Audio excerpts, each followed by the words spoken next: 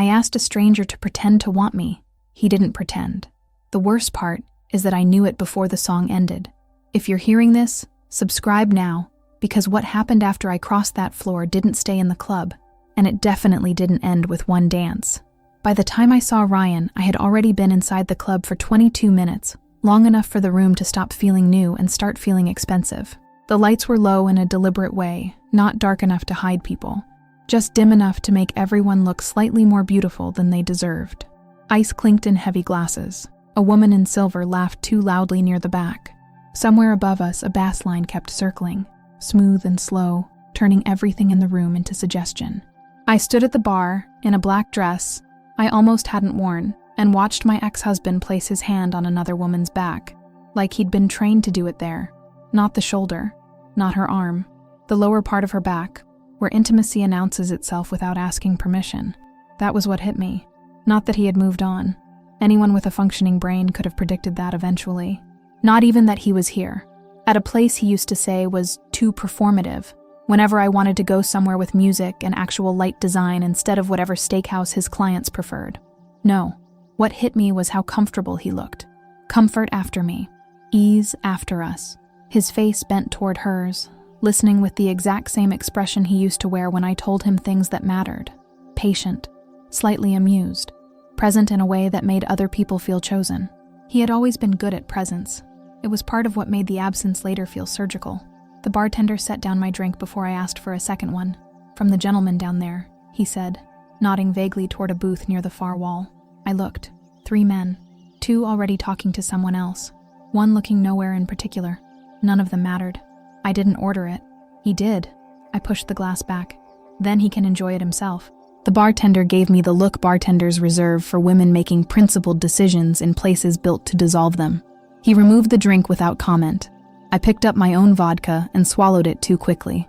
Burn first, then heat, then the familiar delayed recoil in the throat. I set the glass down and told myself to leave. That would have been the smartest version of the night. Leave before Ryan saw me. Leave before I saw him turn that woman fully toward him with the easy confidence of a man who had already edited me out of the story. Leave before my pride could dress itself up as spontaneity. Instead, I stayed, because then he laughed. Ryan's laugh had always irritated me in private and destroyed me in public. It had the exact amount of warmth required to make other people feel interesting.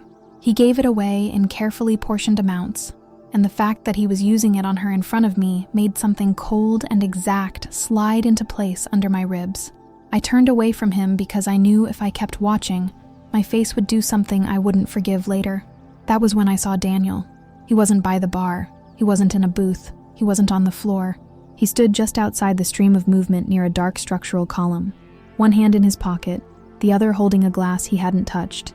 He looked like the kind of man who made not participating feel more powerful than any performance around him.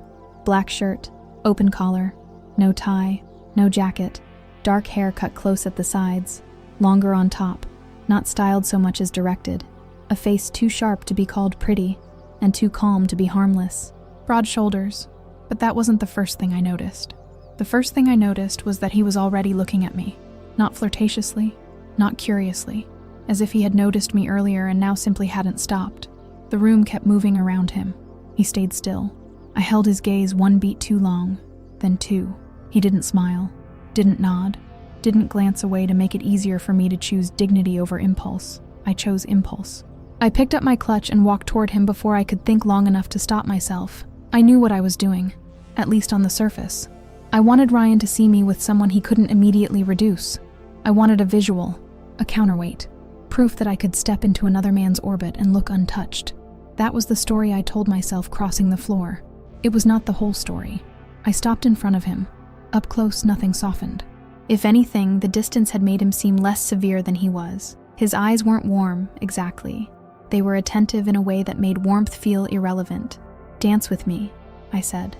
No hello, no setup, no pretense that women usually walked up to men they didn't know and issued directives. His eyes moved over my face once, quick and complete. Why? My ex-husband is here. I didn't bother pretending otherwise. I want him to see me with someone he can't read. Daniel glanced over my shoulder just once. That was all he needed. He looked back at me. "And you think I'm difficult to read? I think you're not trying to be understood." That changed something. Not visibly. Not enough for anyone else. But it landed. He set his glass down on a nearby ledge with the kind of care that suggested breaking things was a choice, not an accident. "Don't explain this later," he said. "I won't." He took my hand. Not gently, not roughly either. There was no testing in it. No uncertainty. No overly polite pressure asking whether I'd like to withdraw and pretend I'd made a joke.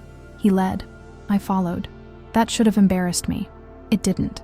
The music on the floor was slower than I expected, the kind that forced bodies close without ever admitting that was the point.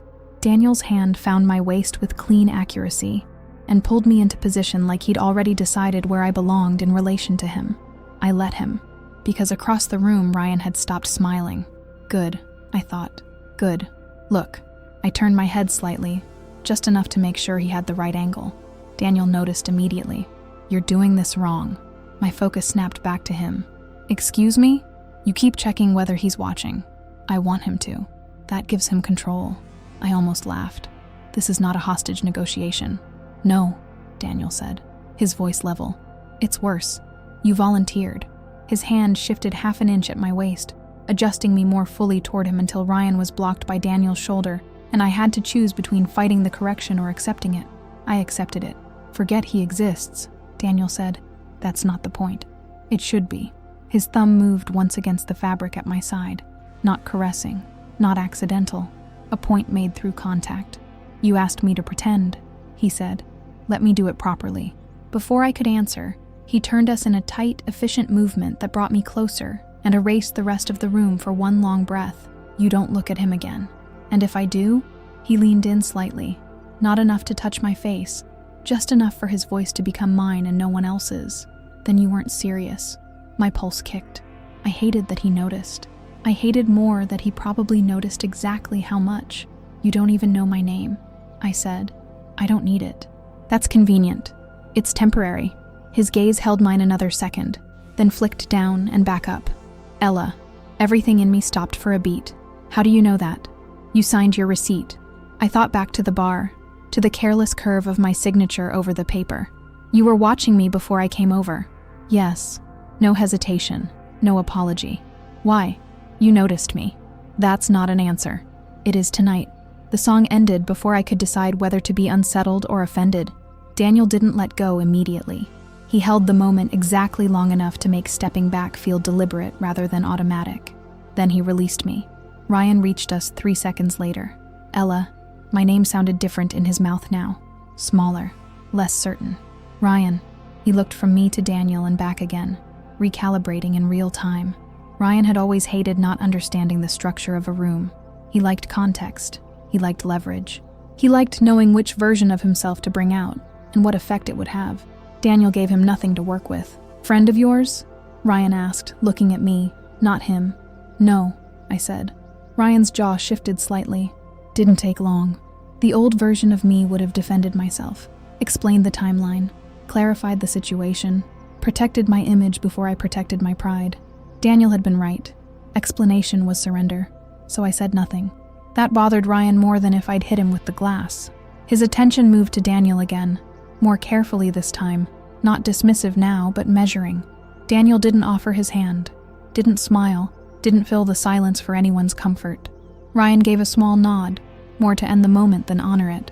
"Enjoy your night." He turned and walked away, but not casually, not unaffected. The woman followed him half a second later, glancing back once in a way that told me she understood enough to resent me for it. I exhaled. Daniel watched Ryan disappear into the crowd with an expression that looked less like satisfaction than completed math. "You didn't need me," he said. "Yes, I did." "No, you needed distance. You used me instead." I folded my arms, more for structure than defense.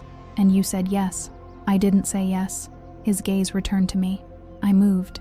"That should not have done anything to me." "It did." "Why?" I asked. For the first time, he paused. Not because he didn't know, because he was choosing how much to give me. "Because you walked toward me without hesitation." That was not the full answer. I knew it. He knew I knew it, but it was enough to keep me from stepping away. "Come with me," he said. "Where?" "Somewhere quieter." "I don't know you." "You asked me to step in." His voice stayed level. "This is part of it. That was not part of the deal." "You didn't define the deal." He turned and started walking toward a side corridor beyond the main floor. He didn't look back. He didn't check if I followed. He assumed I would. I stood there for a fraction of a second and understood with sudden, humiliating clarity that he was probably right. I followed him anyway. The hallway took the music down from a pulse to a rumor. My heels clicked against polished dark wood. The lighting changed too, less atmospheric, more private. The kind of quiet money buys when it wants secrets to sound expensive. Daniel stopped at a door near the end and pushed it open. Private room, booths lining the walls, one table in the center, dim lighting, thick door, the kind of place people use when they don't want witnesses confusing themselves with participants. He stepped inside first. I stepped in after him. The door closed, and the club ceased to matter. That was the real beginning. Not the dance. Not Ryan. This. The moment I willingly entered a room with a man I did not know, and realized I had already crossed the line where mistake becomes decision. Daniel remained standing for one long second after the door shut. He looked at me the way someone might look at a map they already memorized but still enjoyed confirming. Then he sat across from me and rested one forearm on the table. "Now," he said, "you stop performing." I should have left then. I didn't. The room was too quiet for strangers. That was my first real thought once the bass disappeared, and all that remained was my own breathing, the faint hum from the wall, and Daniel sitting across from me like none of this required explanation.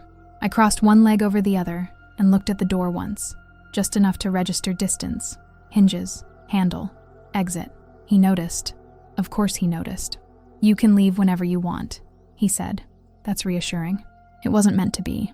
That answer settled somewhere unpleasant. I looked back at him. "You brought me back here, and the first thing you say is that I'm performing." "You are. Maybe you don't know me well enough to decide that." "I know enough." That sounds arrogant. It's accurate. I let that sit there because arguing with a tone like his felt like boxing fog.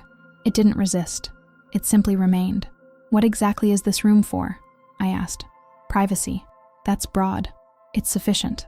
A server opened the door 2 seconds later like he'd been waiting just outside the frame of hearing. He entered with no visible surprise at finding us here, set down a fresh glass of water in front of me and a drink in front of Daniel, then withdrew without either of us having asked. I watched the door close. "You didn't order that." "No." "Then why did it arrive?" "Because they know better than to make me wait." He said it without emphasis, which made it land harder. I picked up the water, more to occupy my hand than because I needed it. "You make that sound normal." "It is normal. For you." "Yes." I took a sip, buying a second to study him without being obvious about it. Everything about Daniel looked expensive in the unbranded way that only actual money ever does. Not flashy, not eager. Nothing on him asked to be admired. It assumed discernment and moved on. "What do you do?" I asked. "No." I blinked. "No?" "No to that question." "You don't answer basic things?" "Not when they're not basic." That's a ridiculous sentence. It's a useful one. A laugh almost got out before I stopped it. Not because he was funny, because the speed with which he shut doors without raising his voice was starting to feel less rude and more structurally significant. "You're either a criminal," I said, "or worse, a consultant." That almost moved the corner of his mouth. "Is that how you usually handle discomfort? With jokes? With classification?" I set down the glass. "I like information." "No," he said. "You like predictability." The answer came too fast. "Excuse me? You asked what I do because you want a category. Career, industry, known type. Something you can use to decide what level of caution feels appropriate. That is how adults function." "No," he said. "That's how you do." There was no heat in it. That made it worse. If he'd sounded combative, I could have pushed back cleanly. But his tone carried no need to win. He was just placing observations in front of me and watching whether I recognized myself in them. "You don't know me," I said again. "You're right." He lifted his glass, took a slow sip, then set it down. "But I know what tonight is. And what is it? You saw something you didn't want to feel. Then you looked for leverage. I looked for an exit." "No," he said. "You looked for a witness." And that shut me up. Because it was closer to the truth than I liked. I had wanted Ryan to see me, yes. But more than that, I had wanted someone else to confirm that I still existed in a way he would register. I wanted disruption. I wanted contrast. I wanted another set of eyes inside the room powerful enough to alter the balance. Daniel leaned back slightly, studying me over the low light. "You didn't choose randomly. How would you know?" "Because random people would have smiled." I held his gaze. And you didn't. No. Why not? You didn't need charming, he said. You needed difficult. Something in my spine straightened. That is a very strange thing to say to someone. It got you here. He was right again. Annoyingly. Completely. I looked down for 1 second, then back up. Fine. Let's say I did choose intentionally. You still said yes. He reached into the inside pocket of his jacket and placed something on the table between us. My phone. I stared at it for half a beat before understanding what I was looking at. When did you... It slipped from your clutch when you crossed the floor. That is not true. It is. No, I said, sharper now. I would have noticed. You didn't. I picked up the phone. It was unlocked from the failed Face ID attempts. My pulse picked up. Not with panic exactly, but with the ugly pressure of realizing a piece of the night had existed outside my awareness. You had this the whole time? Yes. Why? So you wouldn't leave too quickly. The room changed. That sentence did it. Cleanly. Fully. My grip tightened around the phone. You don't get to decide that. I didn't decide it, he said. I delayed it. That's not better. It wasn't supposed to be. There was still no aggression in him. No effort to smooth what he'd said into something socially acceptable. He wasn't trying to get away with it. He was just placing the truth in front of me and waiting to see whether I would stand up or stay seated. You keep saying things like they're reasonable just because you say them calmly. No, he said. I say them calmly because they already happened. That shut me up again. I glanced at the door. He followed the glance, then looked back at me. You can leave whenever you want, he repeated. Do you rehearse that? No. It sounds rehearsed. It sounds true. I exhaled through my nose, irritated with him, irritated with myself, irritated most of all by the fact that I had not stood up yet. Who are you? I asked. That depends. On what? On how much you want this to continue. I stared at him. That's not an answer. It's the only one you need tonight. No. The only thing I need tonight is clarity. He tipped his head slightly. No. What you need tonight is honesty. That's a vague distinction. It's not. Then explain it. He folded his hands once, loosely, like time existed for him in larger quantities than for most people. Clarity is what people ask for when they want information they can control. Honesty is what they avoid when it changes the outcome. I should have rolled my eyes. Instead, I felt a quiet, unwelcome recognition. You talk like a man who enjoys hearing himself. No, he said. I talk like a man people listen to. That was the first line that made me genuinely want to walk out. Partly because it was arrogant, partly because I believed him. I set the phone beside the water and stood. The chair slid back softly on the floor. Daniel didn't move, didn't reach for me, didn't rise. His eyes lifted to mine and stayed there. Good, he said. I blinked. Good? Yes. What does that mean? It means if you leave now, you still understand the shape of the night. I frowned. And if I stay, then it changes. He said it like weather. Not a threat, not a plea, a condition. What changes? You! I actually laughed once at that. Short, disbelieving, sharp enough to cut. That's insane. No, he said. It's just earlier than usual. I should have gone. I know that. I knew it then, somewhere under the adrenaline and the anger and the part of me that kept trying to classify him into categories small enough to manage. Instead, I stayed standing there, one hand on the back of the chair, looking at him and understanding nothing except that he was not improvising. Ryan had improvised all the time. Even his honesty had been reactive, something dragged out under pressure and rephrased until it looked like maturity. Daniel did nothing reactively. Everything in him felt pre-decided, or at least quickly decided, and then fully inhabited. You knew who he was before I said anything, I said. Yes. How? I watch. That isn't enough information. It is for me. You're impossible to talk to. No, he said. You just haven't decided whether you want a normal answer or a real one. What's the difference? A normal answer makes this easier to leave. His gaze did not shift. A real one makes that harder. That landed hard enough to quiet me. Do you always do this? Do what? Control the pace. Decide the frame. Answer half of what's asked and still somehow make it feel like the other person is revealing more than you are. Usually. Why? Because most people don't notice. And I do? Yes. That should not have mattered. It did. Because under all of it, under the irritation, the caution, the instinct telling me to regain the upper hand, I felt something else taking shape. Interest, but stripped of softness. Curiosity with a pulse behind it. The kind that doesn't ask whether something is safe, just whether it's real. What if I wanted a normal answer? I asked. You don't know that. He looked at my hand still resting on the chair. You're still here. Damn him. I sat back down, not because he won, not because I surrendered, not because the moment demanded it, because I wanted to know why he had noticed me before I noticed him, because I wanted to understand what kind of man takes someone's phone, returns it on his own timing, and then doesn't bother pretending the choice was charming, because I wanted to test whether this was all style and confidence or whether there was actually structure underneath it. Fine, I said. Real answer. Something almost like approval moved at the edge of his expression, but it was gone before I could be sure. You chose me, he said, because I was the only person in the room not trying to be seen. I held still.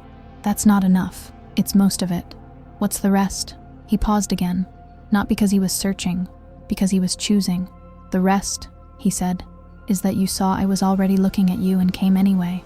The truth of that sat in my throat like another drink. You make that sound meaningful. It was. To you? Yes. That was the first answer that came from him without a shield around it. Not warmth, not softness, just direct exposure. I looked at him more carefully then, and the room seemed to narrow around the recognition that this had stopped being about Ryan a while ago. Maybe the second I crossed the floor, maybe before that, maybe the moment I felt seen by someone who didn't immediately turn it into reassurance. What happens now? I asked. That depends. On what? On whether you leave because you should, he said, or stay because you want to. I can want something and still know it's a bad idea. Yes. You say that like it doesn't matter. It matters. He leaned forward slightly. It just doesn't stop anything. That line went through me cleanly, not because it was seductive, because it was true in a way I had spent most of my adult life designing around. I was good at prevention, good at structure, good at seeing the shape of outcomes early enough to avoid them. I had built entire years around avoiding the kinds of messes other people mistook for passion, and yet here I was, in a private room with a man I didn't know, listening to him describe my own patterns back to me while every functional instinct I possessed kept shouting the same thing. Leave now while the night still belongs to you. I should have listened. Instead, I asked the worst possible question. What exactly do you want from me? Daniel's eyes held mine. Not a flicker, not a blink. And when he answered, his voice stayed low and certain enough to erase the rest of the room. That depends on whether you keep walking forward. I should have stood up again. I didn't. That was the second real mistake. The first was choosing him. The second was staying long enough to realize he had been waiting for me to understand that choice meant more than a dance. And the third hadn't happened yet, but I could already feel it approaching. The third mistake happened 7 minutes later. Not when I stayed. Not when I stopped pretending I was only curious. When the door opened and a man stepped inside without knocking, looked directly at Daniel and said, "He's here." No name, no explanation, just that. Daniel didn't flinch, didn't even turn immediately. He lifted his glass, took one measured sip, and set it down with the same precise calm he'd used for everything else. Which entrance? Main floor. Came in alone. 2 men stayed outside. I felt my whole body go cold. Ryan. It had to be Ryan. Except the man who delivered the message didn't look like club staff and didn't sound like a friend. He wore a dark jacket over a black shirt, his posture too disciplined to be accidental. His attention fixed entirely on Daniel like there was an order in the room, and he had come to report to the person who owned it. Daniel finally looked at him. "Does he know I'm back here?" "No." "Good."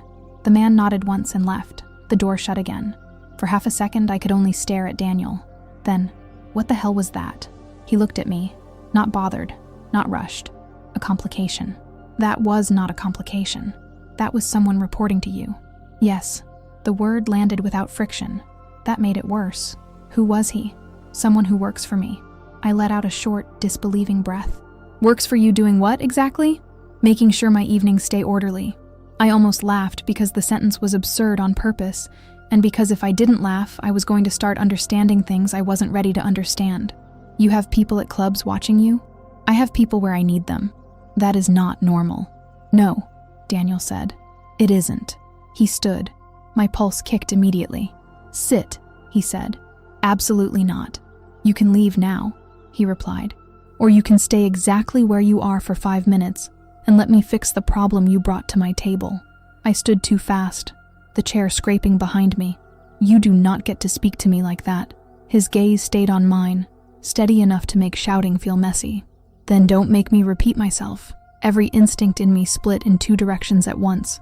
One said leave immediately, grab your phone, go out the side door, call a car, never tell anyone this happened because the whole thing already sounded like a story women tell when they ignore the moment they should have listened to themselves. The other said stay, not because he'd told me to, because I wanted to see what he meant by fix. That should have terrified me more than it did. What exactly are you going to do? I asked. Daniel buttoned one cuff he hadn't needed to adjust in the first place, the gesture so neat it looked ceremonial. That depends on how much dignity your ex still deserves. My stomach dropped. You don't even know him. That's not true. I went still. What? He held my gaze. I know enough. No, I said. No, that's not happening again. No vague answers. What do you know? He stepped around the table, not toward me, just past me, as if the room itself already belonged to his movement. I know his name is Ryan Mercer. I felt my spine lock. I know he spent 11 years at a firm his father-in-law helped place him in before pretending he built everything himself. The air in the room thinned. I know he likes women who look impressed in public and quiet in private. My mouth opened. Nothing came out. I know he started sleeping with a junior associate before the divorce was finalized. The floor seemed to tilt under me. And, Daniel added, stopping near the door, I know he came in here tonight expecting you to be wounded enough to remain available. The room went dead silent. Not because the music had stopped outside. It was still there, low through the walls. Because every protective lie I had built around the last year had just been cut open by a man I met 25 minutes ago. How do you know any of that? Daniel's hand rested on the door handle. Because I don't let people step into my orbit without understanding what's already attached to them. It took me a second to process the sentence, then another. Then, your orbit? Yes. That is one of the most disturbing things anyone has ever said to me. Only because you understand it. He opened the door. I moved before I thought, catching his wrist. Don't do anything insane. He looked down at my hand on him, then back at my face. For the first time since I met him, something almost human and almost weary touched his expression. Ella, he said quietly, the difference between you and me is that you still think outcomes depend on intention. I tightened my grip. That doesn't mean anything. It means your ex is already downstairs and he already made a decision when he followed you back here. I let go of his wrist like it had burned me. He stepped into the hallway. I followed him. Of course I followed him. The corridor felt colder now, the quiet stripped of luxury and reduced to function. Daniel walked without hurry, which somehow made everything feel faster. At the end of the hall, the music swelled again as he pushed through a side door that opened onto a dark overlook above the main floor. From there, I saw Ryan immediately. He was near the bar, scanning the room, irritated enough that the expression had pulled his face tighter than I'd ever seen it in public. The woman he'd arrived with stood 3 feet away, pretending not to be embarrassed, which probably meant she already was. He said something sharp to the bartender. The bartender pointed vaguely toward the back. Ryan turned. His eyes found me before Daniel. Then Daniel stepped into view beside me. Everything in Ryan's posture changed. Not fear exactly. Recognition. That was what hit me. Not surprise, not annoyance. Recognition edged with caution. He knew him. I looked at Daniel, then back at Ryan. Ryan had already straightened, smoothing his face into the version he used in professional settings when he needed to recover ground without looking desperate. Stay here, Daniel said. No. He looked at me once. Then keep up. He took the stairs down. I kept up. People moved for him without being asked. It wasn't dramatic. No one gasped. No one froze. No room cleared in some theatrical wave. It was subtler than that. Bodies adjusted. Conversations shifted half an inch. Enough space appeared before him, as if the crowd recognized something before the mind could name it. Ryan saw it too. By the time Daniel reached him, Ryan had abandoned the attempt to look casual. Daniel, Ryan said, and the familiarity in his voice sounded borrowed rather than earned. Didn't know you were here. That's because you weren't supposed to. Daniel's tone stayed perfectly level. Ryan gave a small laugh that died immediately. I came to talk to Ella. No, Daniel said. You came to see whether she was still reachable. The sentence landed between them like a blade laid flat on a table. Ryan's eyes flicked to me. That's not what this is. Daniel didn't look back at me. Then what is it? Ryan adjusted his shoulders, trying to regain shape. This is between me and her. That would require her inviting you into it. I'm speaking to my ex-wife. No, Daniel said, finally letting the slightest edge into his voice. You're testing whether the damage you caused left a door unlocked. I had never seen Ryan speechless. Annoyed, yes. Defensive, often. Wounded only in private, and only when it served him. Speechless. Never. Who the hell do you think you are? He asked finally. Daniel's expression didn't change. Someone telling you the answer is no. Ryan looked at me then, really looked, expecting correction, expecting me to cut in and rebalance the moment. In our marriage, I had always done that. Managed tone, managed fallout, managed other people's discomfort so he could keep his hands clean. I said nothing. That silence did more damage than if I'd slapped him. His face changed. Not much, but enough. Ella, he said, lower now, trying for private in a room full of people. Whatever this is, don't be stupid. Daniel took one step closer. Just one. Ryan stopped speaking. He doesn't get to call you that, Daniel said to me, without taking his eyes off him. My whole body went still. Ryan let out a breath through his nose. You don't know anything about us. Daniel's answer came instantly. I know you prefer women once they've already organized themselves around your needs. Ryan actually smiled at that, ugly and thin. And what are you exactly? Another savior? No, Daniel said. I'm the man standing here because she stopped doing your work for you. The bartender had gone completely still. So had half the people in the immediate radius. No one was pretending not to notice anymore. That should have embarrassed me.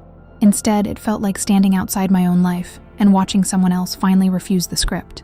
Ryan's eyes shifted again, this time not to me but to the man who had delivered the message upstairs, now standing near one of the side exits with two others I hadn't noticed before. All three watched Daniel, not casually, not protectively, but attentively enough to make the hierarchy visible. Ryan saw it, and then I saw Ryan see it. The caution deepened. This is unnecessary, Ryan said, backing off his earlier tone. I was just checking in. Daniel tilted his head slightly. No. What do you mean, no? I mean, you don't get to rewrite your motives in real time because the room changed. Ryan's jaw tightened. Then Daniel did something I still can't explain without hearing it in my own voice and doubting I'm sane. He looked at the bartender and said, Bring Mr. Mercer his tab. The bartender moved instantly. No hesitation, no confusion, instantly. Ryan stared. What is this? Daniel finally smiled, and it was the first true smile I'd seen on him all night. It contained no warmth. It's the part where your evening ends before mine gets inconvenient. Ryan laughed once, but the sound collapsed halfway out. You can't be serious. Daniel's eyes stayed on his. Try me. The bartender returned with a small leather folder and set it in front of Ryan with both hands, as if this were the most natural thing in the world. Ryan looked at it, then at Daniel, then around the room. No one helped him. No one interrupted.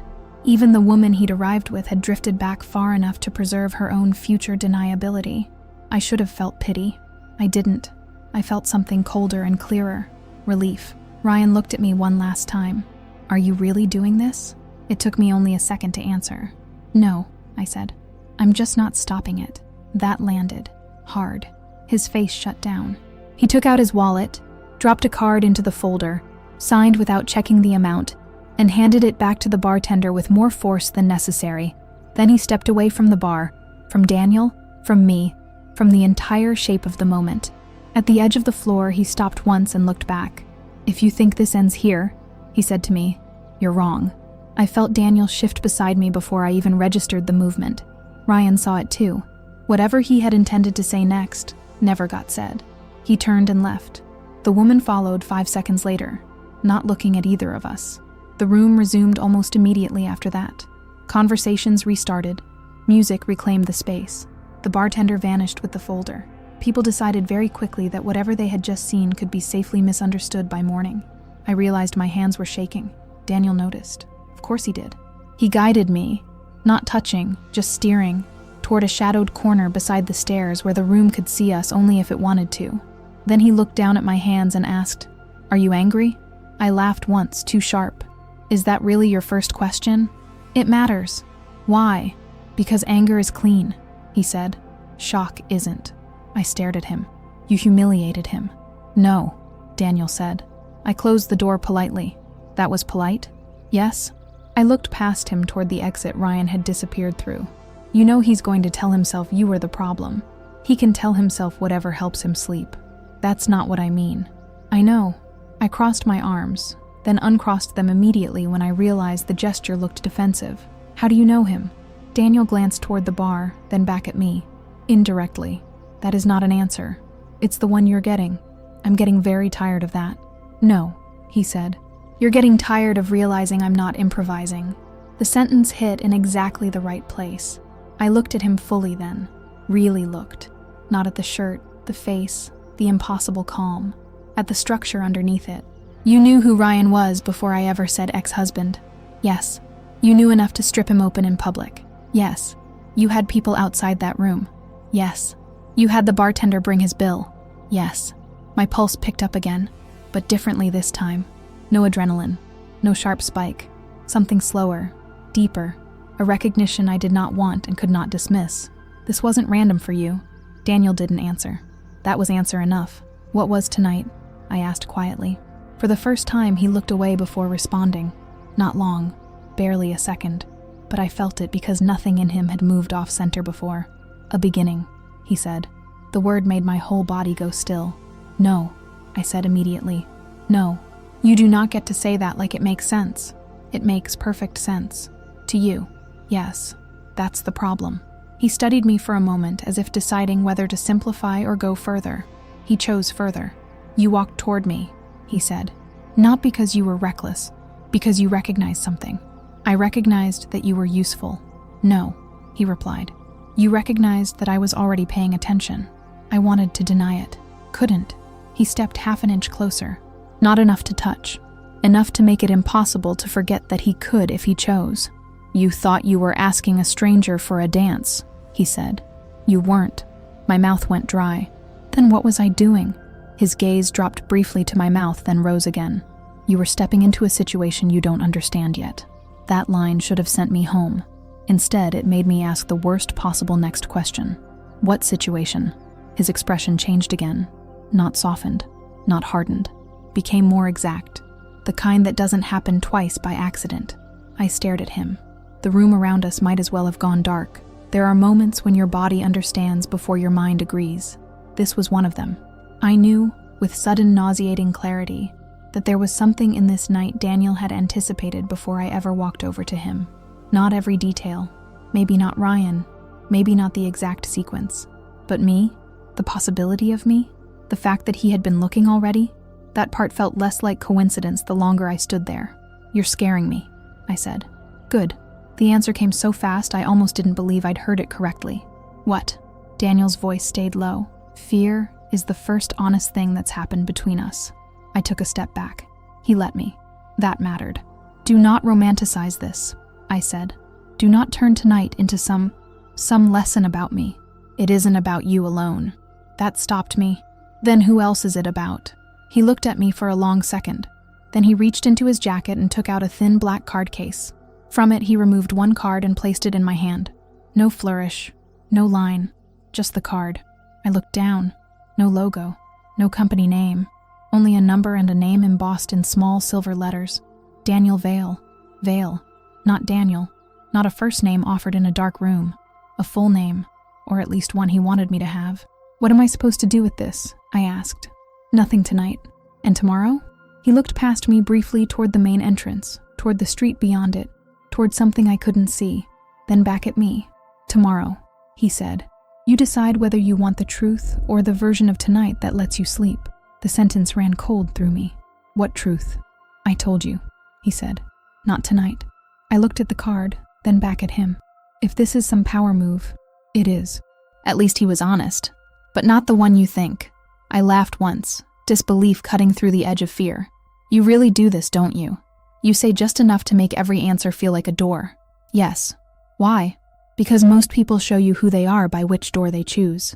My hand tightened around the card. You don't know anything about me. That stopped being true when you stayed upstairs.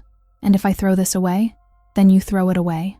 No attachment, no pressure, no visible investment. It should have made leaving easier.